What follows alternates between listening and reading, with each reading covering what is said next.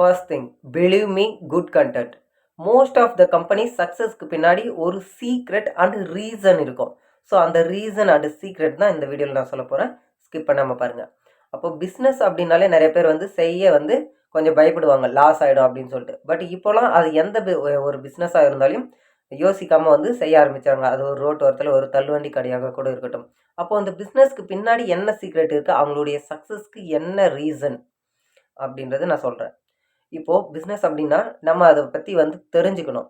எப்படி அதை நம்ம ரூல் பண்ணுறது. இப்போ நம்ம செய்யணும் அப்படின்றது எண்ணத்தை விட நம்ம அதுக்கு எப்படி பண்ணணும் அப்படின்றது நமக்கு தெரிஞ்சிருக்கணும். First marketing research. மார்க்கெட்டை நம்ம ரிசர்ச் பண்ணணும். வாடிக்கையாளர்கள், கஸ்டமர்ஸ் நம்மகிட்ட இருந்து எந்த மாதிரியான ப்ராடக்டை அவங்க எதிர்பார்க்குறாங்க, கஸ்டமர்ஸுடைய தேவை என்ன, மார்க்கெட்டில் எந்த மாதிரியான காம்படிட்டர்ஸ் இருக்கிறாங்க, நம்மளுடைய ப்ராடக்டுடைய காம்படிஷன் என்ன அப்படின்றது நமக்கு தெரிஞ்சிருக்கணும். Second, business strategy. இப்போ நம்ம ப்ராடக்டை எப்படி சேல்ஸ் பண்ண போகிறோம், யாரை நம்ம டார்கெட் பண்ண போகிறோம், நம்ம மார்க்கெட்டில் நமக்கான போட்டியாளர்கள் யார், நம்ம எப்படி போட்டியிடுறது அப்படின்ற ஒரு ஸ்ட்ராட்டஜி, ஒரு ஸ்ட்ரக்சர் பிளானிங் நம்மக்கிட்ட இருக்கணும்.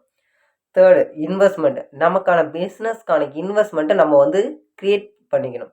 இன்வெஸ்ட்மெண்ட்டை நம்ம தேடிக்கணும். நம்மளுடைய பிஸ்னஸ்க்கான இன்வெஸ்ட்மெண்ட்டை நம்ம க்ரியேட் பண்ணி வச்சுருக்கணும்.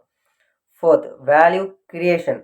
இப்போ வாடிக்கையாளர்களுக்கு, அதாவது கஸ்டமர்ஸ்க்கு நம்ம கொடுக்கக்கூடிய ப்ராடக்ட் ஒரு வேல்யூபிளாக இருக்கணும். இந்த ப்ராடக்ட் நம்ம வாங்கினா நமக்கு இது வேல்யூபிள் அப்படின்ற அவங்களுடைய நம்பிக்கை, அந்த வேல்யூ கிரியேஷனை நம்ம கிரியேட் பண்ணணும். Fifth, operations. இப்போ பிஸ்னஸ் அப்படின்னாலே production, supply chaining, logistics and quality. இதுதான் ஒரு பிஸ்னஸோடைய structure.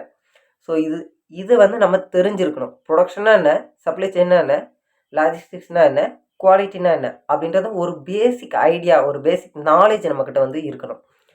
Sixth, marketing and sales. நம்ம கஸ்டமர்ஸ்க்கு எந்த மாதிரியான ப்ராடக்ட் நம்ம கொடுக்க போகிறோம். இப்போது எப்படி நம்ம இப்போ கிட்ஸ் ப்ராடக்ட் அப்படின்னா கிட்ஸை தான் நம்ம ஃபோக்கஸ் பண்ணணும், பெரியவங்களை ஃபோக்கஸ் பண்ணக்கூடாது. இப்போ பெரியவங்களுடைய ப்ராடக்ட் அப்படின்னா அவங்கள மட்டும்தான், அந்த பர்டிகுலர் ஏஜை ஃபோக்கஸ் பண்ணி நம்ம வைக்கணும். மாற்றி நம்மளால் சேல்ஸ் பண்ண முடியாது. கிட்ஸுடைய ப்ராடக்ட் நம்ம வயதானவங்கக்கிட்ட ஆட் கொடுக்க முடியாது. அது அவங்களுடைய ப்ராடக்டை கிட்ஸ்கிட்ட நம்ம எக்ஸ்பிளைன் பண்ணி அறிமுகப்படுத்த முடியாது. நம்ம எப்படி நம்மளுடைய ப்ராடக்டை நம்ம அறிமுகப்படுத்தி நம்ம சேல்ஸ் பண்ணுறோம் அப்படின்ற ஒரு பிளானிங் இருக்கணும். Financial management.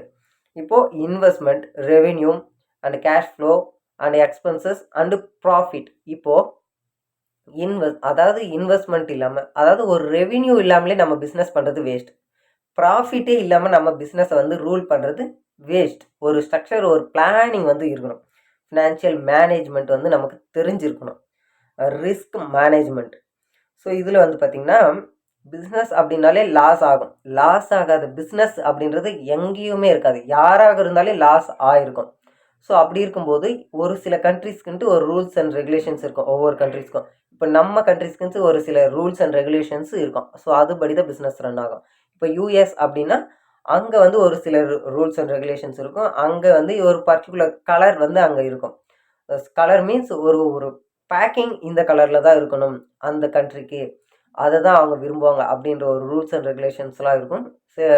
அதை நம்ம ஃபாலோ பண்ணால் தான் நம்மளை பிஸ்னஸ் அந்தந்த கண்ட்ரீஸில் நம்மளால் ரன் பண்ண முடியும். இப்போ மோஸ்ட் ஆஃப் த கம்பெனிஸ் இதை ஃபாலோ பண்ணுறாங்கன்னா எஸ், டெஃபினெட்லி இதை ஃபாலோ பண்ணதுனால தான் most of the companies run ஆகிட்டு இருக்குது.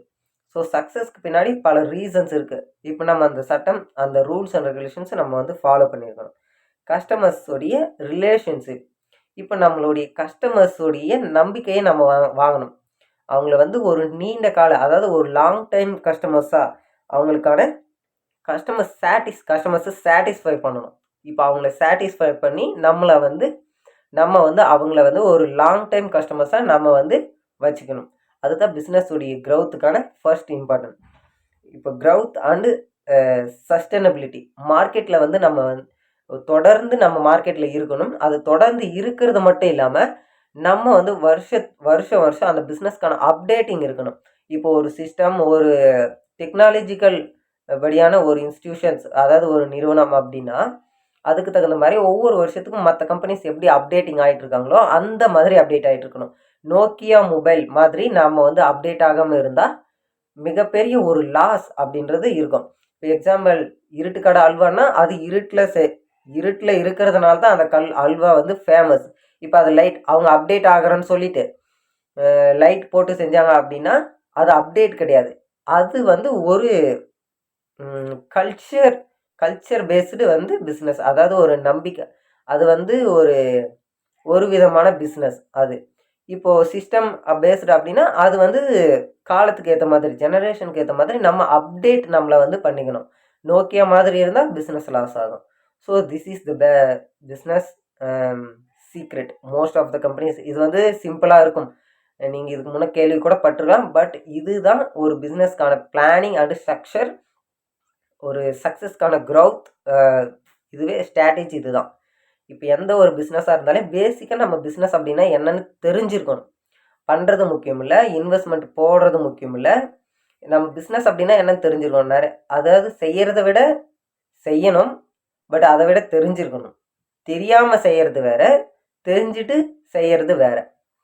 ஸோ வீடியோ யூஸ்ஃபுல்லாக இருக்கும்னு நான் நம்புகிறேன். குட் கண்டென்ட் உங்களுக்கு தோணுச்சுன்னா subscribe my channel, follow more.